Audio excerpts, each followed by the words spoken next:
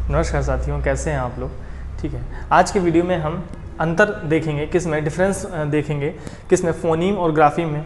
हालांकि फ़ोनीम पे हम प्रीवियस वीडियो में बात कर चुके हैं, लेकिन फिर भी जान लेते हैं इन दोनों में कन्फ्यूज़न हो जाती है कि इन दोनों में फ़र्क क्या है। A phoneme is the smallest unit of sound in a word, यानी किसी वाक्य में या किसी शब्द में जो सबसे छोटी यूनिट होती है किसकी, ध्वनि की। ठीक, उसको हम क्या बोलते हैं, उसको फ़ोनीम बोलते हैं। जैसे कि यहाँ पर एक वर्ड लिखा हुआ है कार, तो कार में जो क है उसकी ध्वनि क्या निकल रही है, जो सी है उसकी ध्वनि क्या निकल रही है, क, यानी के। तो ये जो के है, इसको जो ध्वनि है उसको हम ऐसे लिखते हैं स्लैश लगा के, और बीच में जो है लेटर लिख के इसको हम इस तरीके से लिखते हैं। इसका मतलब ये है ये ध्वनि है, और ध्वनि का मतलब ये सबसे छोटी ध्वनि है, तो इसीलिए इसको हम फ़ोनीम बोलेंगे। यानी कि कार में जो क की ध्वनि प्रोड्यूस हो रही है वो कहाँ से निकल रही है, इससे, तो इसको हम फ़ोनीम बोलेंगे।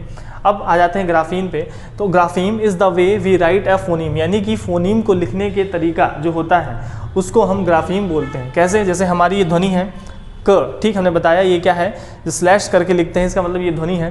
तो इस ध्वनि को हम किस तरीके से लिख सकते हैं, के और सी तरीके से लिख सकते हैं। ठीक, अब आपको पता है कि जो के और सी है इन दोनों से हम का की ध्वनि निकलती है। जैसे के से काइट, सी से कार, दोनों में का की ध्वनि निकल रही है। तो इस जो के है और सी है ये क्या है, हमारा ग्राफीम हो जाता है। क्यों? क्योंकि इसमें हम फ़ोनीम जो है ये हमारा के, इसको हम लिखने का तरीका जो है, यानी कैसे लिख रहे हैं उसको हम ग्राफीम बोलेंगे। ठीक, इसी तरह से आपका जैसे एक दूसरा एग्जाम्पल है, यहाँ पे एन दे रखा है, यानी कि यहाँ पे ना की ध्वनि है, तो एन जो है उसको हम ना यानी एन से भी लिखते हैं। एन की जो ध्वनि है ना, उसको हम एन यानी नाउन से भी लिखते हैं, और साथ ही साथ के एन से भी लिखते हैं, जैसे कि इसका एग्जांपल है नॉलेज।